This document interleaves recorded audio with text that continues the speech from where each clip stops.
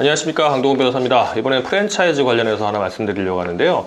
그 프랜차이즈 같은 경우는 이제 공정거래위원회에서 표준계약서를 만들어가지고 이렇게 두껍게 이제 계약서가 있죠. 거기서 이제 금액이라든가 뭐 인테리어 부분, 그 다음에 본사에서 주는 이제 뭐 어떤 재료 같은 거 어떻게 한다, 그 정도만 들어가 있는 경우가 많은데, 최근에 가맹사업법이 개정이 돼가지고 이제 뭐 소위 말해 오너 리스크라고 하죠. 이제 가맹사업 본부의 뭐 오너나 이제 기타 집행 임원들이 어떤 사회적 무리를 일으키거나 하는 경우에 이제 이 가맹점들이 이제 불매 운동이 벌어지거나 이래가지고 이제 매출이 확 떨어지는 경우가 있지 않습니까? 뭐 그런 경우에는 손해배상 청구할 수 있다, 이런 내용이 있는데, 뭐 다들 아시겠지만 최근에 이제 유명 아이돌 가수, 아주 유명한 가수가 뭐 라면집을 하나 열었는데, 이 아이돌 가수가 이제 뭐 기타 뭐 마약이라든가 또 폭행이라든가 이런 문제가 있어가지고 혐의를 받아서 이제 뭐 구속영장도 청구가 되고 뭐 기각도 됐다가 이제 재판을 받는다 만든다 하는 얘기가 있으니까, 그 라면집이 이제 매출이 확 떨어져서 이제 피해를 봐서 뭐 손해배상 청구했다, 이런 내용도 있었거든요.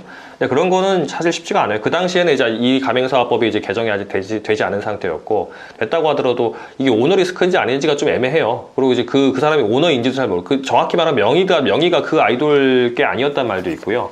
또 있다고 하더라도 이제 인과관계가 있어야 됩니다. 인과관계 있어야 되고, 어느 정도가 돼야 되냐면, 옛날에 왜 이제 무슨 땡땡 두 마리 치킨 뭐 이런 거 있지 않았습니까? 이제 거기에 회장 이제 오너가 어떤 사회적 불의를 일으켜가지고 이제 프랜차이즈 가맹점에 대한 불매 운동이 일어나가지고 애꿎은 소상공인들이 이제 많이 피해를 입었었는데, 그 정도가 돼야 됩니다. 그분은 명확히 대표이사였고, 그분이 잘못했고, 그분 때문에 불매 운동이 일어났고 손해를 봤다, 이 정도 입증이 돼야 되는데, 그 아이돌 같은 경우는 명확한 이제 입증이 잘 안 됐던 모양이에요. 그래서 이제 그게 기각됐다고 하는데, 그래서 이걸 보면 이제 법에도 나와 있지만요. 프랜차이즈 가맹 계약을 할 때 거기다 명시하는 게 좋습니다. 이제 그 오너가 어떤 일을 했을 때 이제 손해를 보게 되면 한다, 이렇게 명확히 써야 되는 거고요.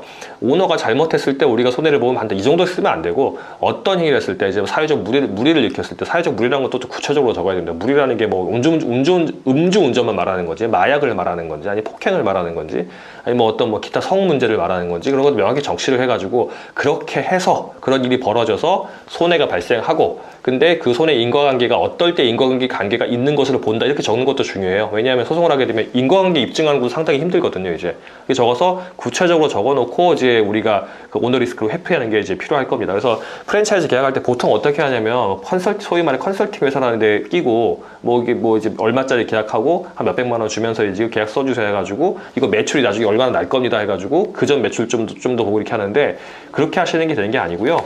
기존 매출도 이제 연평균 매출이 맞는지, 실제 매출이 맞는지, 그리고 현금과 카드 매출 비율이 맞는지도 봐야 되고, 프랜차이즈 업체가 몇 년 동안 제대로 하는 게 맞는지, 그 다음에 그 재료비라든지 과다하지 않은지, 인테리어 비용이 맞는지, 그리고 인건비를 맞춰준다는 게 그 비율이 맞는지 다 꼼꼼히 하나하나 따져봐야 됩니다. 표준 계약서만 따라가서 되는 게 아니니까, 가맹비도 또 몇 년만 한 번씩 이제 연장하는 게 있을 수도 있고요. 그러니까 프랜차이즈 가입하실 때는 일단 변호사 도움을 받으셔야 됩니다. 제가 뭐 변호사라 하는 말이 아니라, 계약은 항상 변호사에게 도움을 받으셔야 돼요. 뭐 저도 변호사지만 뭐 핸드폰 가입하거나 뭐 은행에서 뭐 쓸 때 하나도 안 읽어봅니다. 그거 뭐 언제 다 읽어봅니까? 뭐 이름이나 뭐 주소 맞는지 그 정도만 보는 거지. 근데 계약하기 전에 꼼꼼히 봐야 됩니다. 저희는 뭐 이제 돈 받고 하는 일이니까 그걸 꼼꼼히 봅니다. 그러니 꼼꼼히 볼 수 있는 또 전문가에게 맡기셔야 되는 거니까, 프랜차이즈 가맹 계약을 할 때 일단 변호사 자문을 받으시고 진행하시는 게 맞을 것으로 보입니다.